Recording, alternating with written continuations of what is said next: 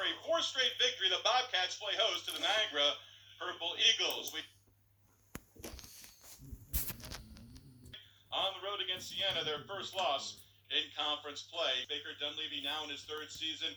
The other night, Bill Mecca, we saw Jacob Rigoni tie a career high with 7 threes, finished with 21, and Jake was just outstanding from downtown. Well, listen, you got to call it like it is. Great. He's a great shooter, right? And great shooters exude confidence, right?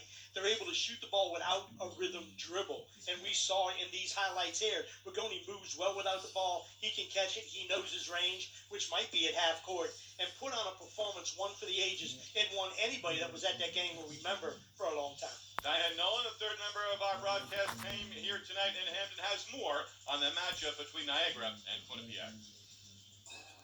Thanks, guys. We know Rigoni was a hot hand the other night. However, the Cats are more than a one-man show. We have Rich Kelly, who obviously 17.5 points can do damage on the offensive end, but he also can distribute the ball. Look for Brendan McGuire to contribute not only on the points, but on the rebounds and the assists. And then how about the inside play of Pickney? Pickney goes up for 3 dunks, excites the crowd, and Aaron Vazone comes in, hits a long-range jumper when Ryder was trying to come back in. The new year has been very good to Baker Dunleavy's Cats, and they look to continue it tonight. Not only on the offensive end, defensive end, but how about their free throws? They're shooting 85% from the line, so don't foul the Cats. Look for a great effort tonight, and let's go 3-0. Back to you, guys. Pointer, too strong, belong the rebound. Now zone. Kelly open in the corner. Rich rattles home the three-pointer. And you just got to do what you do, right? Quinnipiac hasn't made many, only their third one tonight, but really good feed by Falzone, who's had good 2 assists, Steve. Talk about a guy that's supposed to shoot it. Really good job as he gets closed out, making the right play. Quinnipiac's been very good. Hammond earlier this year, and he started every game, 21 against St. Bonaventure. Kelly answers at the other end with his second triple, and the Bobcats again extend the lead to 6. Yeah, what's good for the goose is good for the gander. You saw Paulus over there shaking his head, but no different than what Hammond did. You know what? You do something, I'll do something too. You know, there are certain teams where you say you don't want to go up and down the floor with them. With Quinnipiac, you don't want to try to almost match threes. Jumper off by 10. That's the only way you can play against them, right? I mean, Niagara can't play Quinnipiac any other way than to have them shoot threes. If they don't, if Quinnipiac doesn't, if Niagara doesn't shoot threes, they're not going to get enough points. Quinnipiac in the first half, 5 players with 5 or more points. Jacob Rigoni had 5 and hit 1 free coming off an outing where he tied a career high with 7 3-pointers in the win earlier this week here at home against Ryder. In that game, he finished with 21 points, and you take a look at Jake. He's now in the top 5 for Quinnipiac all-time in the Division I era.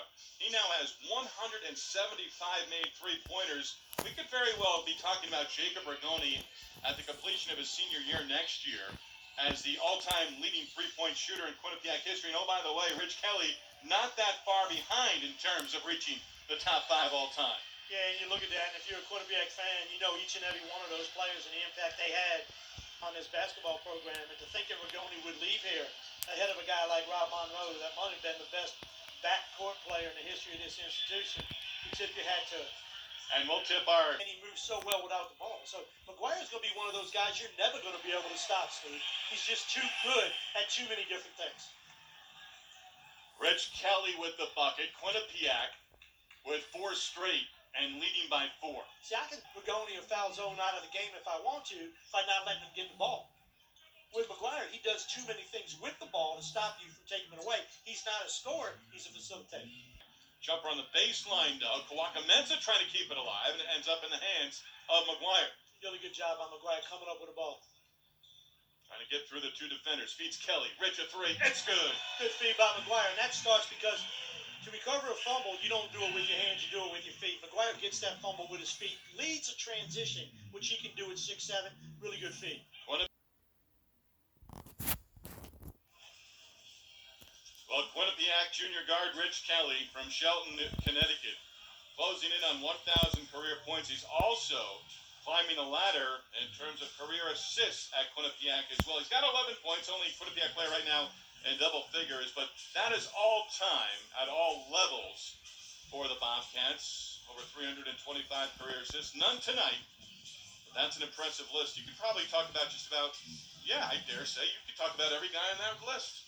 There's not a guy that ever wore a quarterback uniform, quite honestly, since 1978. I couldn't talk about it. Right. So each and every one of those guys during their one moment in time, and that's what it feels like when you get old, dude. Right? It's a moment in time. It's a blip on the radar. But for those 4 years they've been there, each and every one of those kids, Paceto, Marabella, Monroe, you remember them. And honestly, what you remember, were they good teammates or not? And each one, now, if you give assists, you're going to be a good teammate, right? Because everybody's going to like you, right? So not so much with the scores because they can be selfish, but that list there are made up of a bunch of guys that were great in the locker room and guys you want to build your team around. And those guys there, and I point out Jared Grosso in particular, their names aren't just in assists. Their names are amongst leaders in other stat categories as well at Quinnipiac. And as you turn the corner and you look into the 90s, right, you get to the point of the combo guard. The 70s and the 80s was the pure point guard. He just passed, right? Once you got into the 90s, it became, I'm going to do a little bit of everything. It was a tiny Archibald. I got the ball and I can play. And those players there were combo guards. Bobcats was able to hit from that range. Yeah, just really graceful.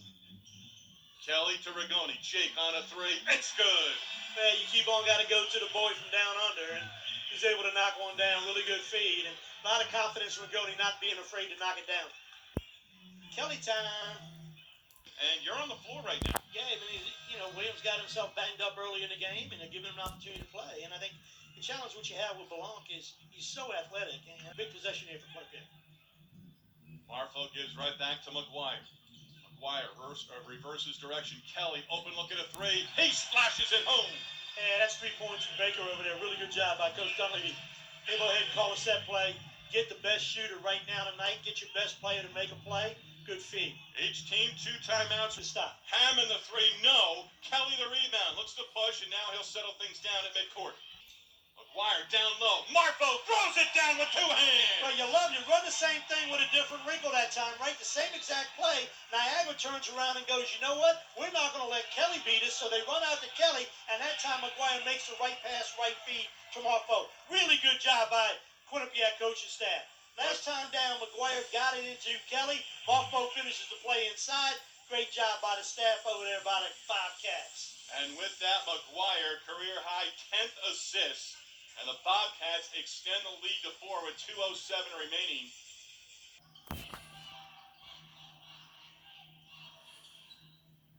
A chance to use shot clock here. Same old wrinkle coming off the top. Be able to pick and choose. Really good job that time. Huge steal, big miss. And I tell you what, turnover by McGuire, right? But McGuire made the play down the other end. He didn't give up. He ran 94 feet, chased Towns down, and was able to deflect that layup. Bobcats looking for a second straight win in the series against Niagara. Kelly gets space, hits the three-pointer. Well, and I give Niagara credit. They're doing a great job guarding the ball without fouling. Solomon looking to answer. Air ball. Marfo the rebound. Under a minute to go. Bobcats by 7 and a foul in the backcourt. Boy, you see the sense of dejection on the face of Niagara, who really had stuck around and was still hanging around in the game. And then it became Kelly time, right? Kelly knocks one down. Kelly knocks another one down. That combination of McGuire and Kelly in the backcourt tonight, especially over the course of the last couple minutes, has worked out well for Quinnipiac. And naturally, your team looks a whole lot better when the ball goes in the basket. Savion Lewis missing his 5th game in the last 6 for Quinnipiac. Talked to Baker Dunleavy before the game about extended minutes for Rich Kelly. He wants him in that 33-34 on the floor for 36-38. He's not going to play him the floor. Going to be out there for the time. Marfo misses the front end. The door is still open for Niagara. And that's something we got to pay attention to on Sunday, Steve, in terms of what these back-to-back games have done. Darn it, that dude can shoot. Hammond the bucket, 35 for the game, 5-point game with 45.3 remaining. Niagara burns its final timeout. Anytime Quinnipiac's got it to 7, they haven't been able to get it above 7. Marfo misses the front end of a one-on-one, and why not? The lefty from Niagara Falls with a 1-point lead. Round the miss, Kelly in the paint.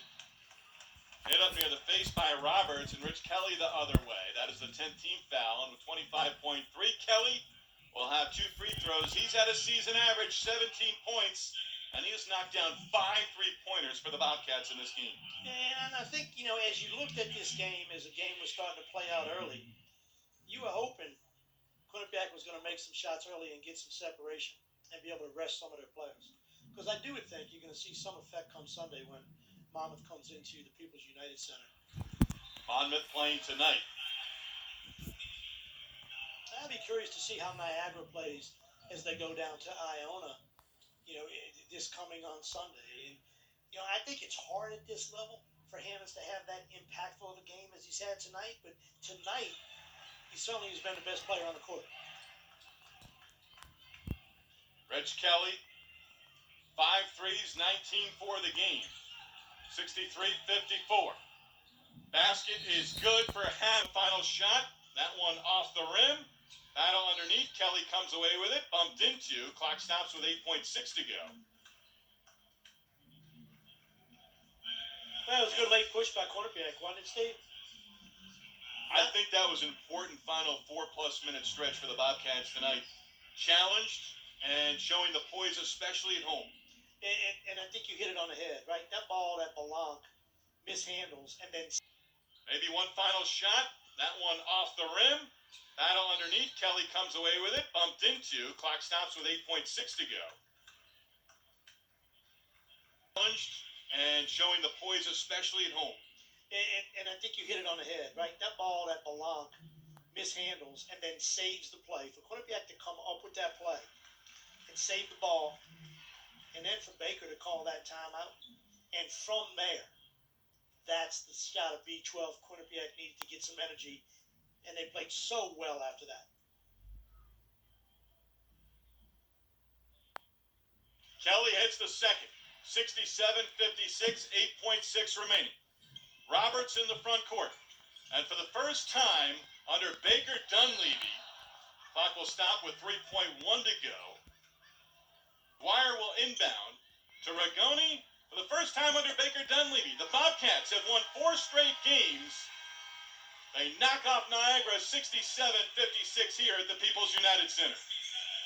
Well, it's not one you want to turn around and you're going to put it in a tape and spend some time looking at how great we were. But I tell you what, that last 3 minutes of basketball for Quinnipiac is just enough in a game you didn't play well to turn around and say, fellas, look it, congrats, did a really good job down the stretch.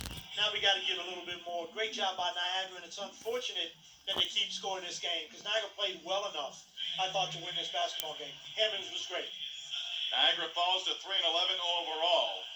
And 1-2 in conference play. Bobcats now 8-5 overall, 3-0 in conference play, and 3-0 in conference play to start for the first time since 1999-2000, when Quinnipiac was playing in the Northeast Conference. Let's send it over to Diane Nolan, who is with Quinnipiac head coach Baker Dunleavy.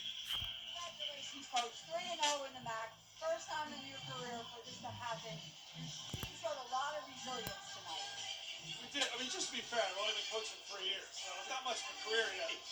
We did, and that's what I was really happy about. It's not fun in some of the moments when you're grinding like that, but after you win a game like that where it takes 40 minutes and your guys battle through adversity, it's really rewarding. Looked like it was a lot of second effort. Matt LeBlanc saves a pass that's going out of bounds. You call a timeout, put McGuire on Hammond, and good things were happening. I think our guys just kind of lived in the moment each possession. Took what was in front of them. It wasn't pretty at times. Like Niagara did a tremendous job in terms of game plan and execution, but our guys kind of just took it one step at a time. They took a lead, and we didn't panic. Well, congratulations. 2020 has been very good to you. Let's keep it going. We'll take it one day at a time. Congratulations, coach. Now we're going to bring in player of the game, redshirt freshman Matt LeBlanc. Come on over here, Matt. How you doing? Good, how are you? Great game tonight. Your team was struggling offensively. You come up with 12 points, 10 reads. Talk to me about your game. I came in the game just, I was going to play hard and get a bunch of rebounds. That's what we needed. This team rebounds a lot, so I just decided to be the hustle dude and get all the points for him and get all the rebounds. When you talk about hustle play, you saved the ball that was going out of bounds. Coach was able to call a timeout, and your team was really just spurred ahead. So second effort was really key. Yeah. We really talk about dives and rebounds and all that stuff. So, that was just second nature to me, diving on the ball, trying to get it back, and that really helped us. So. Well, And your defensive effort also. I mean, you were able to come up with some great plays. But on the offensive end, what was different tonight? My shots were falling, you know. When your shots are falling, you know, it's a good night. So I'm happy for that. Well, congratulations. 3-0 on the MAC. Number one right now. Let's keep it going. Thank you. Of course. All right, guys. You heard it. They're excited. 2020's been great. Back to you.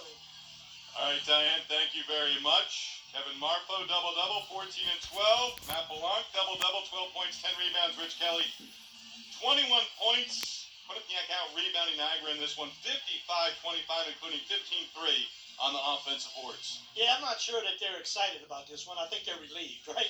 You got a sense of, hey, we did what we needed to do. It wasn't pretty, but they're proud of your team when you grind it out.